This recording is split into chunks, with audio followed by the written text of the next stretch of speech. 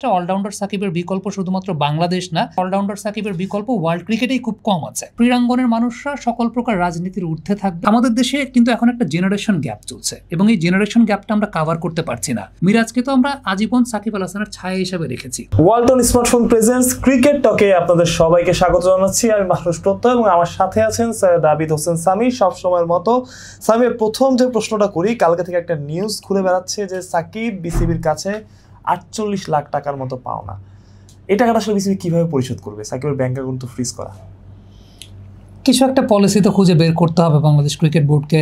Even সেক্ষেত্রে ultimately government থেকে কি গ্রিন সিগন্যাল পাচ্ছে বাংলাদেশ ক্রিকেট বোর্ড? কারণ অনেক সময় আমরা মনে করি যে বাংলাদেশ ক্রিকেট বোর্ড হয়তো বা চাইলেই অনেক কিছু করতে পারে, কিন্তু এ ব্যাপারটাও ভুলে গেলে চলবে না যে বাংলাদেশ ক্রিকেট বোর্ড কিন্তু একটা স্বায়ত্তশাসিত প্রতিষ্ঠান। সেখানকার প্রেসিডেন্ট যিনি থাকেন, বিষয়টা এরকম না যে তিনি মন্ত্রী বা এমপিদের সমমর্যাদাপূর্ণ। তো এই জায়গাটাতে অনেক কিছু থাকে, যেটা হচ্ছে যে গভর্নমেন্টের গ্রিন সিগন্যাল কতটুকু আছে সেটার উপর অনেক কিছু ডিপেন্ড করছে। আর সবচেয়ে ইম্পর্টেন্ট ব্যাপার যে সাকিব আল হাসানের যেহেতু অ্যাকাউন্ট জব্দ করা, সব কিছু মিলিয়ে তো আমার মনে হয় যে বাংলাদেশ ক্রিকেট বোর্ড সেই জায়গাটায় বিকল্প পন্থা অবলম্বন করার চেষ্টা করবে। তারা দেখবে, তারা বিচার বিবেচনা করে।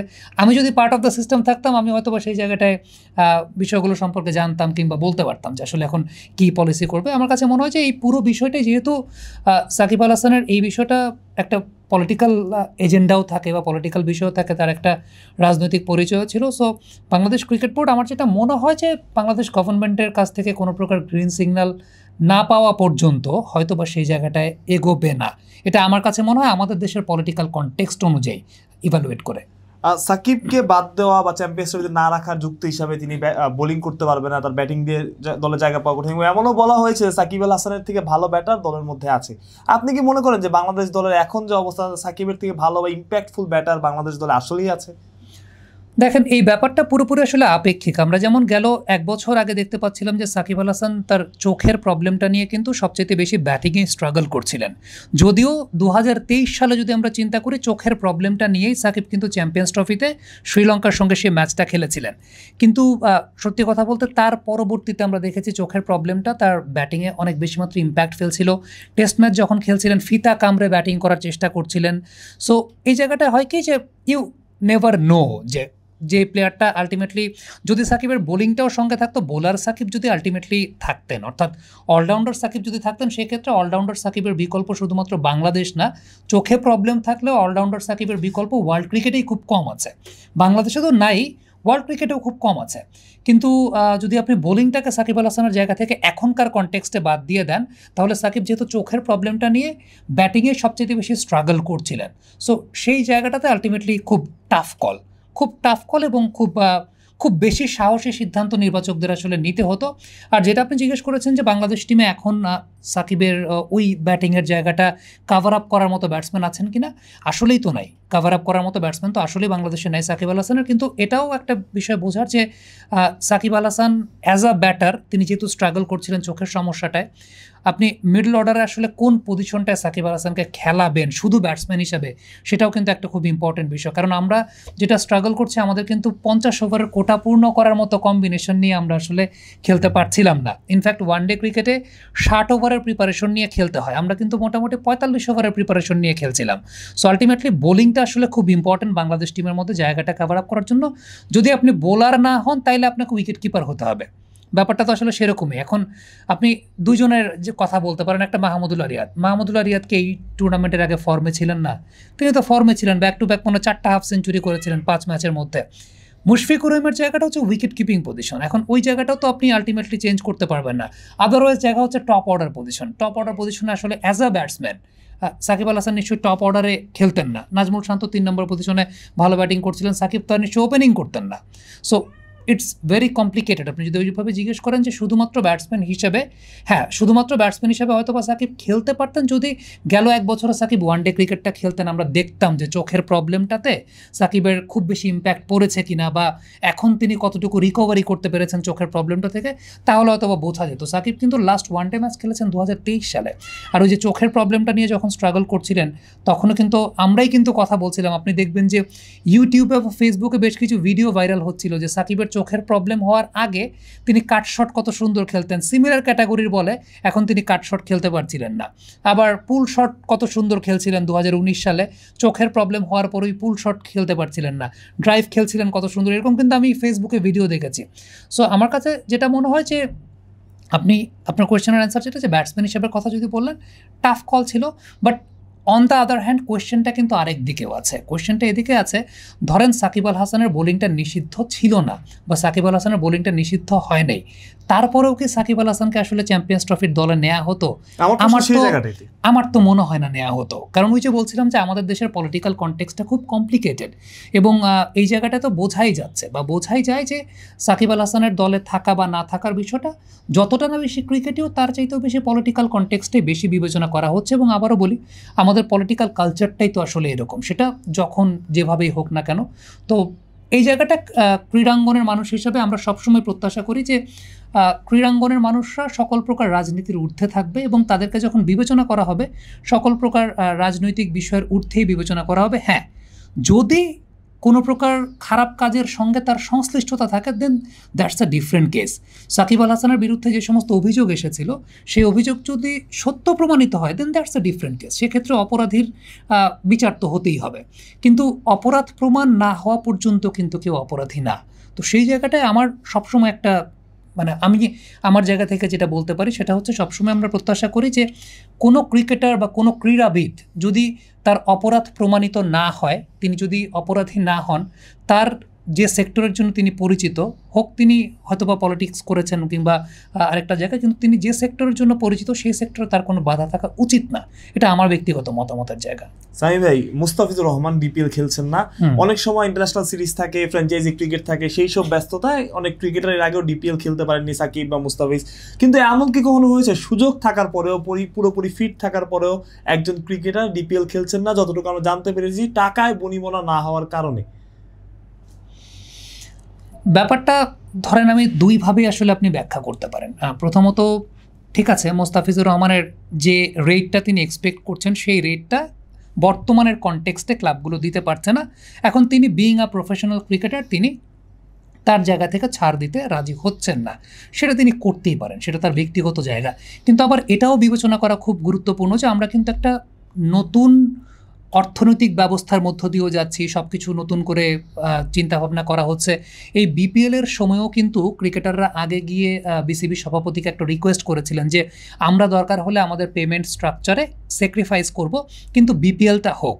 তো এরকমও কিন্তু হয়েছে। তো আলটিমেটলি আমার কাছে মনে হচ্ছে এটা দুই পক্ষ থেকেই, প্রথমত বর্তমান সময়ের যে আর্থিক ব্যবস্থাপনার জায়গাটা আমরা সবাই জানি যে বর্তমান সময়ে আর্থিক ব্যবস্থাপনা আমরা একটু অন্যভাবে যাচ্ছি, কিংবা নতুন করে অনেক কিছু রিশেপ করতে হচ্ছে। সেই জায়গাটা থেকে মোস্তাফিজ তার পেমেন্ট ইস্যুতে ছাড় দেননি, এটাও যেমন আপনি তাকে দোষ দিতে পারবেন না, কারণ বিইং আ প্রফেশনাল ক্রিকেটার তিনি সেটা করতেই পারেন। আবার অন্যদিকে বর্তমান সময়ের আর্থিক ব্যবস্থাপনার কনটেক্সট বিবেচনায় তিনি হয়তোবা এই ব্যাপারটাতে একটু স্যাক্রিফাইস করতেও পারতেন। কারণ দিন শেষে তিনি যদি আগামী দিনগুলোতে 50 ওভারের ক্রিকেট খেলতে চান, লিস্টে ক্রিকেটটা তো খুব গুরুত্বপূর্ণ, তাই না? লিস্টে ক্রিকেট খেলাটা খুব গুরুত্বপূর্ণ। তো এই জায়গাটাতে I am pretty much sure যে from next seasons Bangladesh cricket board হয়তোবা এই জায়গাটায় এমন কোনো একটা পলিসি বা পদ্ধতিতে নিয়ে আসতে পারবে। কারণ আর্থিক ব্যবস্থাপনাটা হয় কি ফ্ল্যাকচুয়েট করবে, বা বাংলাদেশের আগামী দিনের আর্থিক কাঠামোটাও অনেক কমপ্লিকেটেড হতে যাচ্ছে। কারণ ডেফিনেটলি আমরা তো সবাই এমনিতেই বৈশ্বিক একটা অর্থনৈতিক মন্দার বিষয় তো অবশ্যই আছে, আর তার মধ্যে আমাদের বাংলাদেশের সরকার পরিবর্তন, পট পরিবর্তন থেকে চিন্তা করলে আমাদের আর্থিক কাঠামো বা আর্থিক ব্যবস্থাপনাও একটা পরিবর্তন এসেছে, সামনের দিনগুলোতেও হয়তো বা আসবে। তো এই জায়গাটা আমার কাছে মনে হয় যে দুপক্ষই যাতে একটা উইন উইন সিচুয়েশনে থাকে, সেটা হয়তো বা যারা পলিসি মেকার আছেন বাংলাদেশ ক্রিকেট বোর্ডের, তারা এই জায়গাটা একটা সদয় দৃষ্টি দেবেন, এবং সেটা আমার মনে হয় যে এই সিজনেই দেওয়াটা উচিত ছিল, যাতে দুই পক্ষই একটা ব্যালেন্স তৈরি হয়। দেখেন লিটন কুমার দাসের ইনসিডেন্টও আমরা জানি যে অ্যাট লাস্ট হয়তো বা গুলশান ক্লাবে তার সুযোগ হয়েছে, তিনি হয়তো বা তার পারিশ্রমিকের জায়গায় কিছুটা স্যাক্রিফাইস করেছেন। দিন শেষে কোয়ালিটি ক্রিকেটাররা মাঠে খেলবেন, সেটাই তো আমরা প্রত্যাশা করি। তো এবার বিপিএলও যেরকম টপ লেভেলের ক্রিকেটাররা অনেক জায়গায় স্যাক্রিফাইস করার কথা তারা বলেছিলেন, why not in Dhaka premier division cricket league, সেটাও তো আমরা এক্সপেক্ট করতাম। সামি ভাই, প্রতিদিনের মতো একটা অন্য প্রশ্ন করি। আসলে আমাদের ক্যামেরা পার্সন শান্ত, প্রিয় মানুষের জন্য একটা ফোন কিনবে, বাজেট হচ্ছে 25,000 টাকা, কি ফোন কিনতে পারে? শান্তকে আমি বলবো, শান্ত ওই যে ক্যামেরার পেছনে আছে আমাদের এই মুহূর্তে, শান্তকে আমি বলবো যে ওয়ালটনের যে স্মার্টফোনগুলো আছে, ব্যাটারি লাইফ খুব ভালো, খুব কস্ট এফিশিয়েন্ট, চার্জ খুব ভালো থাকে, এবং বেশ ভালো ছবিও তোলা যায়, সেটা প্রত্যয় আমার একটা ছবিও তুলে আমাকে দেখিয়েছিল। সো প্রিয় মানুষের জন্য যদি কিনতে চান, ক্যামেরাটা খুব ইম্পর্টেন্ট থাকবে, তো আপনি জন্মদিনে দেওয়া যায় তো, মানে এরকম তো অবশ্যই জন্মদিনে দেওয়া যায়। এবং শান্তর প্রিয় মানুষকে জন্মদিনের অগ্রিম শুভেচ্ছা, সেটাও জানিয়ে দিলাম। ভাই জন্মদিনের শুভেচ্ছা তো জানালেন। যদি আমি এভাবে চিন্তা করি যে মুশফিক এবং মাহমুদুল্লাহ রিয়াদ 27 বিশ্বকাপ খেলছেন, মাঠে নামছেন, আপনি কি অবাক হবেন কিনা? অবাক তো আসলে অবাক হব। এই কারণে হব, কারণটা হচ্ছে যে ডেফিনেটলি আপনার একটা লক্ষ্যের জায়গা তো অবশ্যই থাকে, যে আপনি একটা টিমকে কোনভাবে দেখতে চান, কোন শেপে দেখতে চান। আপনি যদি আমার কথা বলেন, আমি ব্যক্তিগতভাবে 2027 বিশ্বকাপটা যেরকম দেখতে চাই বা যেরকম বাংলাদেশ টিম দেখতে চাই, সেই বাংলাদেশ টিমটাতে হয়তোবা, এটা আমার ব্যক্তিগত মতামত অনুযায়ী, তারা দুজন ফিট ইন করে না। তারা বাংলাদেশ ক্রিকেটকে অনেক কিছু দিয়েছেন, তারা বাংলাদেশ ক্রিকেটের এখনকার যে কাঠামোটা তৈরি হয়েছে বা এখনকার যে ব্র্যান্ড ইমেজটা তৈরি হয়েছে, সেটা এই ক্রিকেটারদের জন্যই হয়েছে। মুশফিকুর রহিম, মাহমুদুল্লাহ রিয়াদ, তারা দুজন যেহেতু এখনও আছেন, তাদের কথাটাই বলছি। খেলা যারা ছেড়ে দিয়েছেন, তামিম ইকবাল, মাশরাফি বিন মর্তুজা, সাকিব আল হাসান এখনও একটা ফরম্যাট ছাড়েন নাই, বাট এই প্রত্যেকের জন্যই হয়েছে। কিন্তু তারা যে ব্র্যান্ড ইমেজটা দাঁড় করিয়েছেন, তাদের যে অবদানটা আছে, সেই অবদানের মানটা অক্ষুণ্ণ রাখার জন্য হলো আমার কাছে মনে হয় যে তাদের এখনই তাদের ক্যারিয়ার নিয়ে আসলে চিন্তা করা উচিত। সেন্ট্রাল কন্ট্রাক্টে কি তারা দুজন থাকবে, রাখা উচিত বলে আমার কাছে মনে হয় না। কারণ এমনিতেও আপনি যদি ফিনান্সিয়ালি চিন্তা করেন, এই দুজন প্লেয়ারের সেন্ট্রাল কন্ট্রাক্টে থাকা বা না থাকা খুব বেশি কিছু ম্যাটার করে না। আর দ্বিতীয়ত, আপনি যদি আরও দুইটা ইয়াং ক্রিকেটারকে এনকারেজ করতে চান, এখান থেকে দুইটা অপশন কমিয়ে আপনি যদি অন্যদিকে দুটো অপশন বাড়াতে চান, সেটা দেশের ক্রিকেটের জন্য অনেকাংশে ভালো, বা অনেকাংশে না, পুরোপুরি অংশে ভালো। দেখেন, আমি বিষয়টাকে আসলে কীভাবে চিন্তা করি, যে আমাদের দেশে কিন্তু এখন একটা জেনারেশন গ্যাপ চলছে, এবং এই জেনারেশন গ্যাপটা আমরা কাভার করতে পারছি না। আপনি একটা বিষয় খেয়াল করে দেখবেন, 2015 সালের বিশ্বকাপে যারা সেমিফাইনালিস্ট ছিল, 2023 সালের বিশ্বকাপে তারাই সেমিফাইনালিস্ট, ইভেন চ্যাম্পিয়ন্স ট্রফিতেও তারা সেমিফাইনালিস্ট, ইভেন লাস্ট টেস্ট চ্যাম্পিয়নশিপের তারাই শীর্ষ 4 দল। এটা কেন হয়? এই দলগুলোই, মানে India, Australia, south Africa, New Zealand, এই 4টা দলই কেন বারবার আইসিসি টুর্নামেন্টগুলোর সেমিফাইনাল খেলে ম্যাক্সিমাম ক্ষেত্রেই, বা আমি যে এক্সাম্পলগুলো দিলাম কয়েকটা ব্যতিক্রম বাদে? কারণটা হচ্ছে এই টিমগুলোর জেনারেশন গ্যাপটা তৈরি হচ্ছে না। একটা গোল্ডেন জেনারেশন যাওয়ার পর তাদেরকে কাভার আপ করছেন। আমাদের প্রবলেমের জায়গাটা হচ্ছে যে আমাদের গোল্ডেন জেনারেশনটা তাদের পিক টাইমটা পার করে ফেলেছে, সেটাকে কাভার আপ আসলে কেউ করতে পারে না। এবং সেটাকে কাভার আপ করতে না পারার পেছনে কারণটা হচ্ছে ওই যে জিম্বাবুয়ে, আফগানিস্তান কিংবা আয়ারল্যান্ডের মতো টিমগুলোর সাথে, আফগানিস্তান এখন অনেক ভালো দল, কিন্তু আমি বলছি 2019, 20 বা 16, 17, 18 সে সময়কার কথা বলছি, তখনও এই সমস্ত দলের সঙ্গে আমাদের গোল্ডেন জেনারেশনের ক্রিকেটাররাই খেলতেন। তো ওই সময়টায় যদি আলটিমেটলি আমি ইয়াং প্লেয়ারদেরকে প্রমোট করতে পারতাম, তাহলে কী হতো, আমার একটা ব্যাকআপ বেঞ্চ রেডি থাকতো যারা এখন টেক ওভার করতো।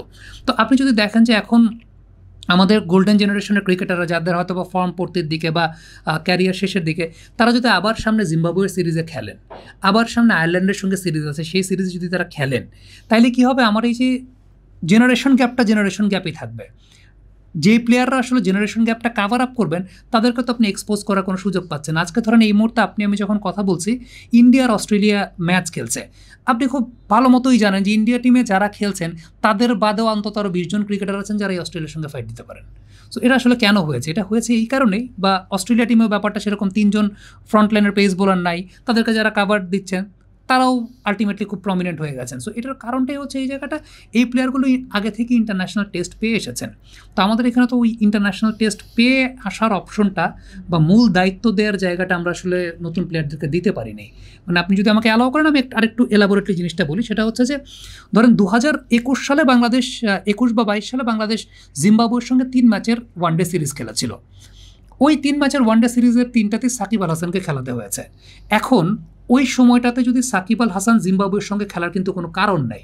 মানে সাকিব আল হাসান না খেললে জিম্বাবুয়ের সঙ্গে আপনি পারবেন না, আপনি যদি ওই ভয় পেয়ে থাকেন, তাহলে আসলে তো মানে করার কোনো কিছু নেই। ওই টাইমটাতে সাকিব আল হাসানকে তিনি ছুটিও চেয়েছিলেন, সেটা নিয়ে অনেক কথাবার্তা হয়েছিল, তাকে ছুটি দেওয়া হয়নি।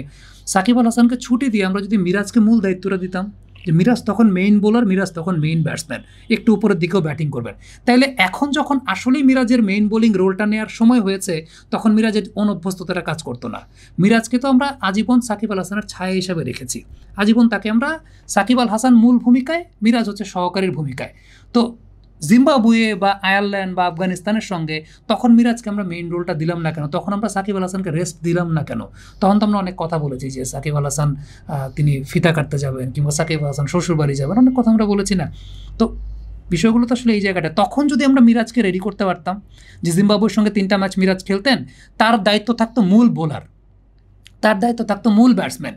এমনিতে তো তার জন্য কাজ তখন ধরেন সহজ, মূল বোলার ব্রেক থ্রু দরকার, সাকিব আল হাসান এসে ব্রেক থ্রু নিয়ে দিচ্ছেন, আলটিমেটলি মিরাজ তারপরে এসে তার ইকোনমি রেটটা ঠিক রাখছেন। ব্যাপারটা তো সেটাই ঘটতো, মূল কাজটা, চ্যালেঞ্জের কাজটা সাকিব আল হাসানই ফেস করতেন। সো ওই জায়গাটাই আমি বলবো যে সেটা আমরা আসলে ওইভাবে গ্রো করতে দেই নাই মেহেদী হাসান মিরাজকে। সো এই কারণেই জেনারেশন গ্যাপটা আসলে তৈরি হয়েছে। সামি ভাই যেমনটা বলছিলেন, ছোটবেলায় একটা প্রবাদ পড়েছিলাম যে এসেছে নতুন শিশু, তাকে ছেড়ে দিতে হবে স্থান। নতুনদের আসলে স্থান ছেড়ে দেওয়াই দরকার, প্রয়োজন, যখন আপনার সময়টা শেষ হয়ে যায়। এবং নিজের সময় কখন শেষ হয়েছে সেটা বুঝতে পারাই বোধ হয় বুদ্ধিমানের কাজ। ওয়ালটন স্মার্টফোন প্রেজেন্স ক্রিকেট টক আজকের মতো এই পর্যন্তই। পরবর্তী কোনো ঘটনা, কোনো কিছু ক্রিকেটে ঘটলে আমরা আবার হাজির হব। ততক্ষণ পর্যন্ত বিডি ক্রিক টাইমের সাথেই থাকুন। মাহফুজ প্রত্যয়, বিডি ক্রিক টাইম।